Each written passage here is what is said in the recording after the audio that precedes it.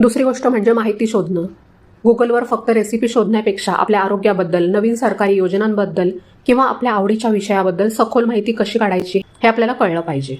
खूप वेळेला आपल्याला एखादी माहिती पाहिजे असते, पण ती नक्की कुठे मिळेल हे समजत नाही. माहितीचा हा खजिना आपल्या हातात आहे, पण तो उघडण्याची किल्ली म्हणजे हे डिजिटल स्किल्स आहेत. आणखी एक महत्त्वाचा विषय म्हणजे सोशल मीडियाचा योग्य वापर. आपण फेसबुक, इंस्टाग्रामवर असतोच, पण तिथे फक्त इतरांचे फोटो बघण्यापेक्षा आपलं स्वतःचं काहीतरी निर्माण करू शकतो का? कारण सध्या मी बघते 50च्या पुढचे एकतर VRS घेतलेले किंवा मग रिटायर झालेले अशा भरपूर बायका आणि पुरुषसुद्धा सोशल मीडियावर स्वतःचं साम्राज्य निर्माण करत आहेत. बरं, हे शिकण्यासाठी दुसरीकडे कुठे जायची सुद्धा गरज नाही. गुगलवर, यूट्यूबवर सगळं काही अवेलेबल आहे.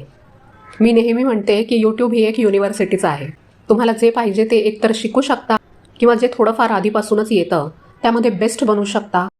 सोशल मीडियाचा वापर करून काय काय करता येईल हा तर एका स्वतंत्र व्हिडिओचाच विषय आहे.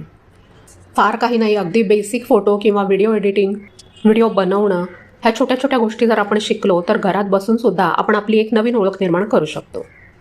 यूट्यूब, इंस्टाग्राम हे सगळं फक्त बघण्यासाठी किंवा कन्झ्युम करण्यासाठी नाही आहे, तर आपल्यातलं टॅलेंट, आपल्यातली कौशल्य तिथे मांडण्यासाठी सुद्धा हे प्लॅटफॉर्म खूप उपयोगी आहेत. आणि अगदीच परफेक्ट असण्याची गरज नसते. नॅचरल राहा, जसं तुम्ही नेहमी घरी बोलता तसंच बोलू शकता. आपल्याकडे दर 12 मैलांवर भाषा बदलते असं म्हणतात आणि मराठीतल्या त्या प्रत्येक बोलीभाषेचा टोन कानाला तितकाच गोड वाटतो. आता व्हिडिओ बनवणं आणि सोशल मीडिया ह्याच्या पलीकडे सुद्धा तुम्हाला जर अजून जास्त टेक्निकल नॉलेज असेल किंवा एखाद्याचा त्याच्यामध्ये जास्त इंटरेस्ट असतो तर अशा लोकांसाठी ऑनलाईन कमवण्याचे भरपूर मार्ग असतात. फ्रीलान्सिंग, घरातला आपला आहे तो बिझनेस कितीतरी बायका आज ऑनलाईन घेऊन जात आहेत आणि वाढवत आहेत. फक्त फिजिकल प्रॉडक्ट्स नाही तर डिजिटल प्रॉडक्ट बनवणं हा सुद्धा एक मोठा व्यवसाय झाला आहे.